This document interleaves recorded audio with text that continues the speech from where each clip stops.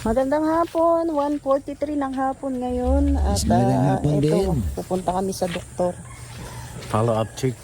Magpapa So guys, ang pinakamasakit, no?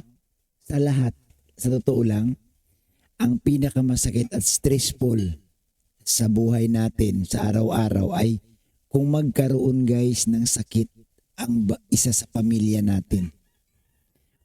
Wala pong magaling wala pong matibay na magulang kapag ang involved na ang isa sa pamilya na may karamdaman katulad nitong nangyari kay Pure Health. Alam nyo guys, tinitingnan ko ito. Ayan o. Tinitingnan ko yung bang walang ibang nagsakripisyo dito kundi asawa eh.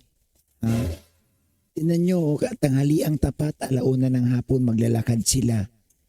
Kumbaga dito guys, kailangan talaga, parang inaakay na ni Sikmaya itong si Pure Health. Nakakalungkot lang. No, nakakalungkot lang na nangyari ito kay Pure Health. Nangyari, alam mo ang pinakamahirap din talaga sa lahat, yung mawalan ka ng paningin. Di baling siguro okay lang, maputulan ka ng daliri eh. No? Pero yung mata mo guys ang may problema na, kasi pag ikay na nawala na ng paningin, ikay na nawala na ng liwanag, ang laki ng apektado sa buhay mo. Kagaya kay Pure Health. Isa siyang driver.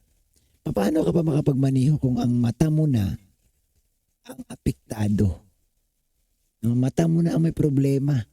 Kaya nga sana samahan nyo ako guys sa ating gagawing reaction. Sana po sa mga makapanood nito, mag-pray po, no, isama po natin sa ating dasal no, sa gabi bago tayo matulog. Kasi ito sila si Pure Health, bago kami matulog ng aking misis, kasama ito sa aming dinadalangin. Yung bang isinasama natin sila na sana gumaling, manumbalik muli ang paningin ni Pure Health. Wala man tayong may amba guys na malaking halaga. Pero alam niyo po, sa pamamagitan po ng ating dasal, pakikinggan po tayo ng nasa itaas kung ano po yung hiling natin. Kasi ang inihiling natin, hindi sa pangsarili, kundi para sa iba. Di po ba? So nakita ko lang talaga guys na parang ini-imagine ko lang, no? Papaano kung walang sikmaya dyan? Sino ang magmamalasakit kay Pure Health? Sino ba ang mag-aakay? Sino ang magtsatsaga? Sino ang mag-aano ng gamot para kay Pure Health? Misis pa din.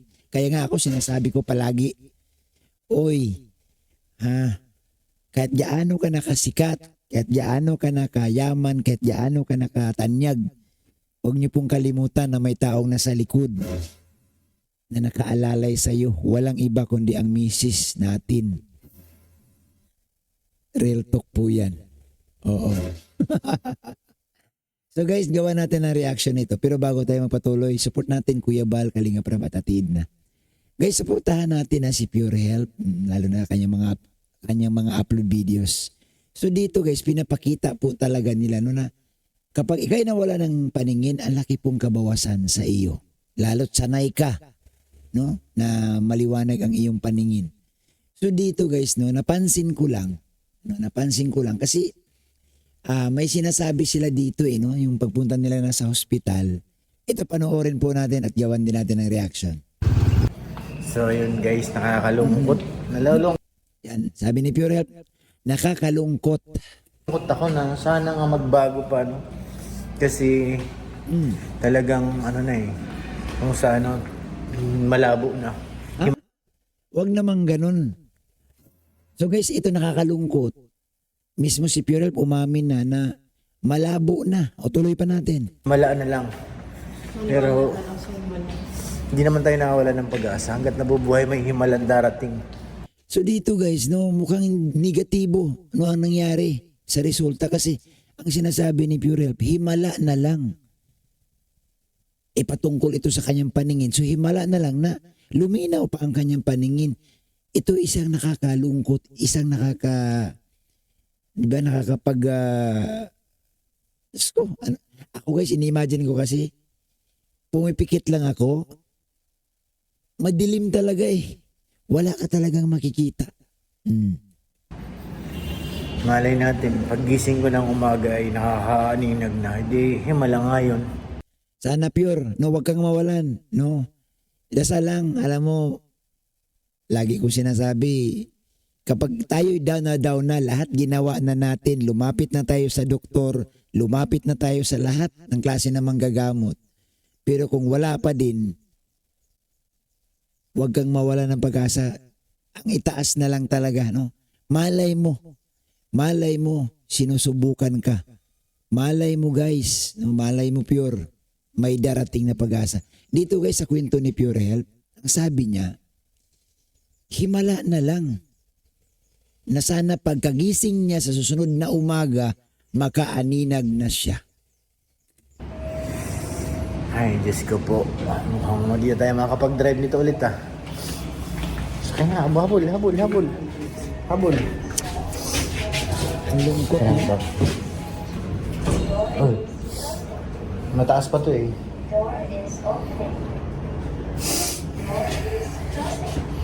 So, ito po yung blood culture na pinagawa po ni doktora para po malaman daw kung saan nanggaling yung bakterya. No?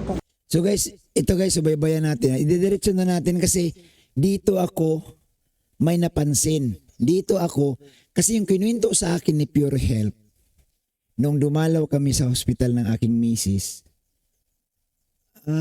mukhang mukhang may taong galit sa kanya. Tuloy natin to. Anong klaseng bakterya ang kumapit kay Pure?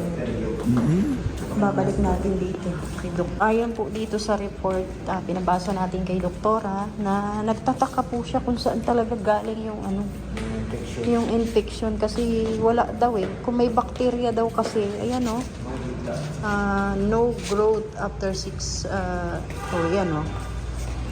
Hindi siya alam kung ano, hindi niya alam talaga, hindi niya masagot kung ano ba talagang nangyari kay Pure Health.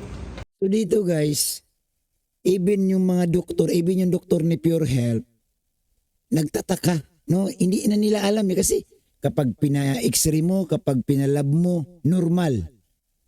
Pero nagtataka sila, no? Nahihiwagaan na itong doktor ni Pure Health. Saan ba galing itong bakteryang ito? Kasi mukhang first time lang yata maka-encounter si doktor ng ganito. Ayon kay Sikmaya, nagtataka na yung doktor. Saan ba galing ito? Pinalab na lahat, pinatest na si Pure Health. Wala silang makitang resultang pwede talagang makitaan ng dahilan sa pagkasira po ng mata ni Pure Health. Kaya nga bigla itong naiilaw ulit. Naniniwala ka pa rin, hindi ka nawawala ng pag-asa. Mga ano po ulit. Tiwala lang talaga, Pure. And then si Papa G. Alam nyo guys, sa totoo lang tayong hindi sira ang paningin, madaling gawin na tiwala lang, pag-asa. Pero alam nyo, yung taong nagdadala nito, siguro sa tingin natin, masayang-masaya lang si Pure Health, sumasagot. Pero deep inside kapag natutulog na yan sa gabi, baka hindi yan makatulog. Alam nyo kung bakit? Mag-iisip yan. Unang-una, siya ang padre di pamilya. Wala man siyang katuwang. Si Sikmaya, nagbablog-blog din. Ito ang masakit. Kami ni Pure Health, puro pares kami mga anak namin, nagsipag-aral pa. Wala pa kaming naipatapos. Kaya ako guys, ang dasal ko, yung pakiusap ko sa Panginoon, Lord, patapusin mo lang itong mga anak ko. Lord, patapusin mo lang itong mga anak ko, Lord. Huwag mo muna akong ilagay, no? Sa mga karamdaman na hindi patapos ang mga anak ko dahil magsasuffer talaga sila. Wala silang mararating guys kasi palyado na ang pamilya eh. Kagaya kay Pure Health, sa totoo lang guys, nag-aaral itong mga anak niya. Tapos wala ka ng income. Eh sabihin na natin, kahit sabi mong malaki ang naipon mo pero mauubos at mauubos, alam nyo kung bakit? Eh yung gastusin araw-araw. Sa pagpapaaral lang, ilang taon yan. Sa totoo, alam nyo hindi po biro itong pinagdadaanan ni Pure Health. Kahit sabihin na natin, naramdaman na ni Pure Health na maraming suporta, pero alam nyo po, iba pa din ang isipin ni Pure Health na papaano to? Hindi na ako makakapag-drive. mahirap yan. Mahirap po talaga. At sana lang, no, ipagdasal po natin talaga. Ipagdasal po natin. Isama po natin, guys. Lalo na po doon sa mga may devotion. Isama natin si Pure Health, no? Ipakiusap din natin, no, na sana po hipuin yung kanyang mata. Ayun, uuwi na po kami. Ayan, nandito na po kami sa bahay. Kamusta naman, Pure? Anong sabi ng doktor? Ganun pa rin. Wala So guys, pakinggan natin ito, ha. na. Wala ng pag-asa, sabi ni Doc. Ha? So guys, ibig yung doktor, wala na raw pag-asa. Tama man din. Kasi sabi nga ni Philip kanina, malabo na. Himala na lang. Yan. Kasi narinig ko rin naman yung sabi ni doktora. Talagang wala na, damage na raw talaga yung kanyang mata. Huwag na. Diyos ko po, alam mo, masakit yan, no? Ang sakit nito. So guys, ito po, hindi po galing sa atin, galing po mismo sa mag-asawang ito na damage na po talaga ang mata ni Pure Health. Yun nga, ang sabi ni Pure Health kanina na lagi kong inuulit, himala na lang na pagkagising niya. Bukas ng umaga, mayroon siyang maaninag. Bulag na. Hindi na raw napigilan yung infection. Tapos yung pinagawa niya, nagtataka po siya kung bakit blood culture. Pinagawa niya po yun para po malaman kung saan po nanggagaling yung bakterya.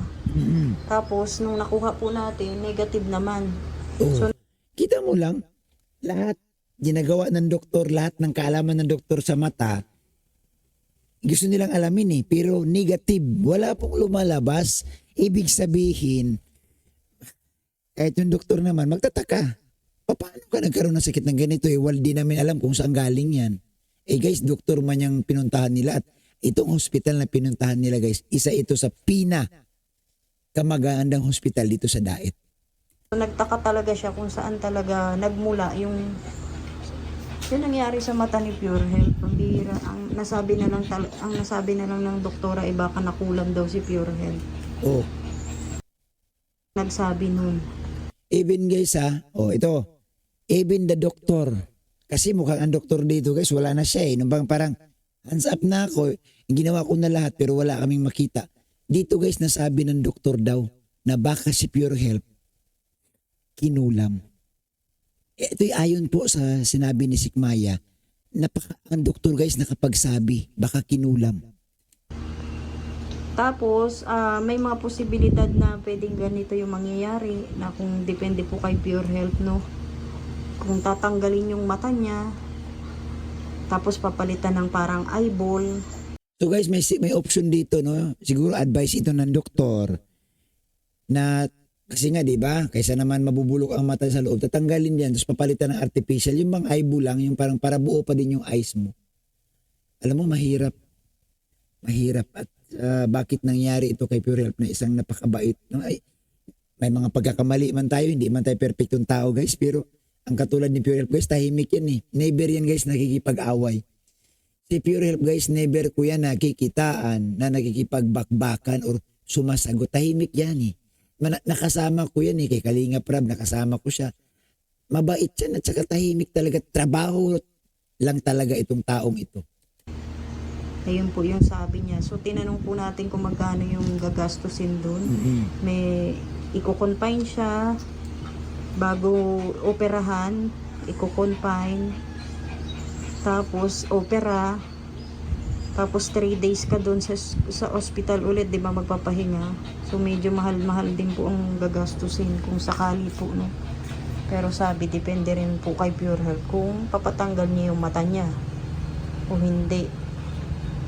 Kasi sabi nga niya, pwedeng mahawa yung kabila. So ibig sabihin dito, agapan, no? Aagapan guys, para hindi lahat totally mabulag talaga. Kumbaga yung may tama lang muna sa ngayon aalisin para hindi makahawa. O ano, Pure? Anong masasabi mo? May pag-asa ba? Pag-asa, hanggat nabubuhay may pag-asa.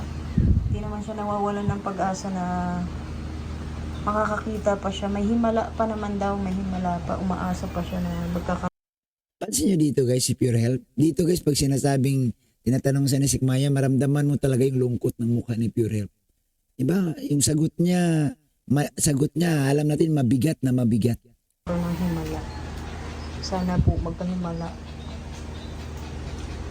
Napa-amen nga si doktora. Kasi ikaw naniniwala ka naman na may pag-asa ka pang makakita, di ba? Ibig sabihin talaga, hinangaan ni doktora si Pure Health. Kasi nung sinasabi ni Sigmay na may himala, even the doctor say amen. No? Amen. Naniniwala ang doktor sa himala.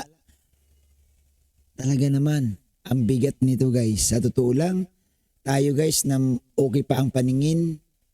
Pero ang katulad ni Pure Health na marami pong nakapasan sa balikat na responsibilidad, napakahirap po nito. Napakahirap po nito. So siguro nga, pray, no? Pray lang talaga, pure pray lang. Siyempre ang mga viewers din kami, no? Magipagdasal din na sana no, yung healing power ni Lord, no? Alam niyo naman yung kamay ng Panginoon. Maalala ko guys yung kwento sa Bible, no? Na mayroong isang nanlilimos na sumisigaw na Panginoon, Panginoon, gusto kong makakita. No, anong sabi ni Lord, no? Tiyawag niya yung nagpapalimos at hinipo ang mata. Hinipo lang nakakakita. So sana itong ganitong mga himala maramdaman din ni Pure Health. So sana, kahit ako, umaasa rin ako na makakakita pa siya, no? Kasi parang nakakalungkot naman na ganyan ang mangyayari sa kanya. Damage na po talaga yung isang mata niya. Yun po ang sabi ng doktor. Ano? So guys, ito, damage na po ang isang mata niya. Damage na po ang isang mata ni Pure Health. Kaya nga, tinatanong ni Sikmaya kung papayag ba si Pure Health na tatanggalin kasi may mga nag-advise ang mga doktor. So, dito guys, mukhang wala ng pag-asa, no? Kung ang pag-usapan natin dito, yung paliwanag ng doktor, wala ng pag-asang makikita pa yung isang mata ni Pure Health. May awa ang Diyos, maawa rin ang langit, ano? Yes. Hindi papaboran ng Diyos ang mga masasamang gawain ng ibang tao. Alam nyo guys, no, gusto ko lang din sabihin no, na lahat naman tayo dumadaan sa pagsubok. Dumadaan tayo sa pagsubok lahat. Sana lang, no, ang tao kasi guys, may kanya-kanya no? May kanya-kanya tayong level kung gaano ka katatag. Mahirap lang talaga, no? Ini-imagine ko lang. Kasi nga, unang-una, ang winuworry natin, financial. Yung ganito kasing sakit ni Pure Health, guys, pag tatanggalin ang mata, gagastos ka dyan, mahabang gamutan, at the end of the day, financial pa din. Tapos, ang iisipin din ni Pure Health, wala man siya ng trabaho. Hindi na siya ganun kalakas, ganun kisig para magmaniho or para bumiyahe pa. May mga ginagastusan pa si Pure Health. Mahirap ito, no? So sana guys, ipag-pray na po natin, no? Pag-pray natin si Pure Health. At maniniwala tayo sa himala, no? Pero alam nyo, minsan, ito'y isinusubok tayo ni Lord. May plano din naman si Lord sa atin, guys, no? May matindi siyang plano na para sa atin, no? Siguro, ang kailangan lang talaga, guys, dito, no? Ang kailangan lang talaga dito ni Pure Health, yung acceptance, para medyo gumaan yung pakiramdam niya na kung ipinagkaloob to ni Lord na ako ang magsasakripisyo, wala tayong magagawa, no? Tanggapin. Pero wag pong bumigay, no? Pure, wag kang bumigay, wag kang mawalan ng pag-asa. Laban, no? Laban lang. Hindi man natin hawak ang buhay. Tayo mga ano man lang tayo dito, no? Mga dayuhan man lang tayo rito sa mundong ibabaw. At after nito, babalik tayo, no? Kung saan tayo talaga pupunta. At alam naman natin yan. So maraming salamat sa inyong lahat, guys. Muli po, abangan nyo ang ating susunod na reaction. God bless.